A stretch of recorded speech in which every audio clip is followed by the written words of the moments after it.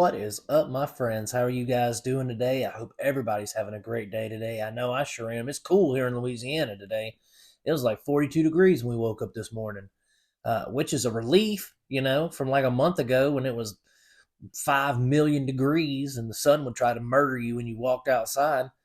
But anyway, you know, here we are again today, and it's cool, like I said. And we're going to be talking about a movie called The Empty Man from 2020, directed by David Pryor, and it stars James Badge Dale. We might know Mr. Dale or Mr. Badge or Mr. JBD. We might know him from the show The Pacific. That's the first place I ever saw him, was in the Pacific. Uh, Not the ocean, but the show. Anyway, The Empty Man. Let's talk about it. It's a great horror movie. I thought it was, probably one of the standouts of that year, if I remember correctly. It reminds me of not the movie, but the book, The Descent. So they go into a cave.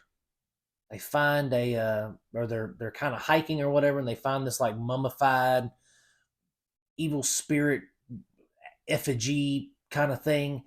And then you fast forward, and the guy who was possessed by this effigy is in a coma in a hospital, and just weird things are happening.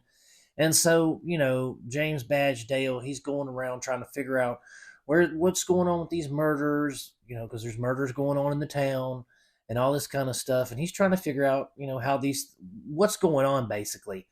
And it's got like a kind of a deep, I don't want to say subplot, but the plot itself has many facets, and it's deeper than your typical horror film. And you know what? I gotta give it a shout out, because it doesn't rely on trauma. I mean, it does a touch, but not as much as other horror movies of the past decade or so. Like it's genuinely about an evil entity being in somebody, or having power over people and things like that. So I dug it. I thought that was really cool. I like the acting in it. Again, the writing and the story is where the movie really shines, because it doesn't rely on gore or cheap jump scares or anything like that. It's a deeply psychological film when you're watching it. Because when you're watching it, you're like, okay, let me make sure I've got all this right in my head of what's going on. And that's the kind of film I like. Something that makes you think, something that makes you wonder, something that I'm watching and I'm engaged in, and it is activating my brain power, and I'm trying to figure out either what's going on, who did it, what kind of plot twist there's going to be. It kept me engaged the entire time, and for that I appreciate what the filmmaker did there.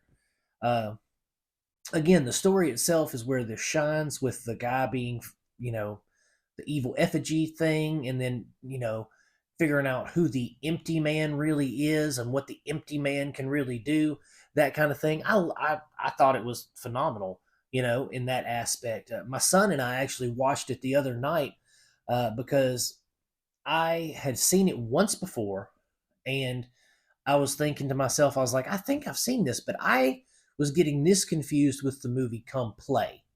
And I thought Come Play was a fantastic horror movie too. It freaked me out. But I got them confused. Shame on me, right?